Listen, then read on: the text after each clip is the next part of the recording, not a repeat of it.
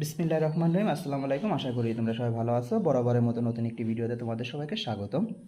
অষ্টম শ্রেণী ক্ষুদ্র সঞ্চয় ভবিষ্যৎ গড়ি তোমাদের মাঝে ইতিপূর্বে অনেক কয়টি পর্ব আলোচনা করেছি, তাই ধারাবাহিকতা অনুযায়ী আজ পর্ব নাম্বার 13 নিয়ে হাজির হয়ে গেলাম। সো তোমরা যারা আগের পর্বগুলো দেখোনি তারা অবশ্যই আগের পর্বগুলো দেখে নিবে। সো আজকের পর্বে তোমাদের মূল বইয়ের 92 পৃষ্ঠার 17 নম্বর অঙ্কটি সমাধান করে দিব। সো অষ্টম শ্রেণীর শিক্ষার্থীবৃন্দ যারা আছে তারা অবশ্যই প্রথম থেকে শেষ পর্যন্ত ভিডিওটি মনোযোগ সহকারে দেখবে, তারপরে খাতায় নোট করে নেবে। 17 নম্বর অঙ্কটি বলা হয়েছিল, তাহাসিনা 350 টাকা দরে 8টি মুরগি ক্রয় করে মোট 2500 টাকা বিক্রয় করলে কত টাকা লাভ বা ক্ষতি হবে? তাহাসিনার মূলধন কত? অঙ্কটি বলা হয়েছে।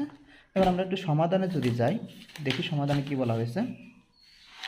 দেখো এখানে বলা হয়েছিল 350 টাকা দরে 8টি মুরগি, তাহলে মানে একটা মুরগির দাম কয় টাকা? একটা মুরগির দাম 350 টাকা। এরকমভাবে কয়টা মুরগি কিনছে? 8টি মুরগি কিনছে। তাহলে আমরা এখানে লিখতে পারি যে একটি মুরগির দাম 350 টাকা, অতএব 8টি মুরগির দাম 350 গুণ 8, 2800 টাকা চলে আসবে। ক্যালকুলেটার জাস্ট সিম্পলি 350 গুণ 8 দিবে, উত্তরটা চলে আসবে।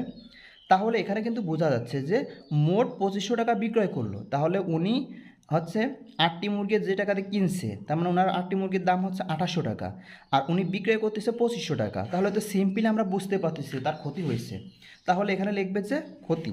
এখানে তোমরা লিখতে পারতে যে ক্রয় মূল্য থেকে বিক্রয় মূল্য কম, সেহেতু এখানে ক্ষতি হয়েছে। এরকম লিখলেও সমস্যা নাই, না লিখলেও কোনো সমস্যা নেই। তাহলে আমরা বুঝতে পারছি ক্ষতি হয়েছে। তাহলে ক্ষতি কত টাকা হয়েছে? 2800 টাকা সে কিনছে আর 2500 টাকা বিক্রি করছে। তাহলে 2800 মাইনাস 2500 ইকুয়াল 300 টাকা। তাহলে উত্তর হবে ক্ষতি হবে 300 টাকা এবং মূলধন ছিল 2800 টাকা।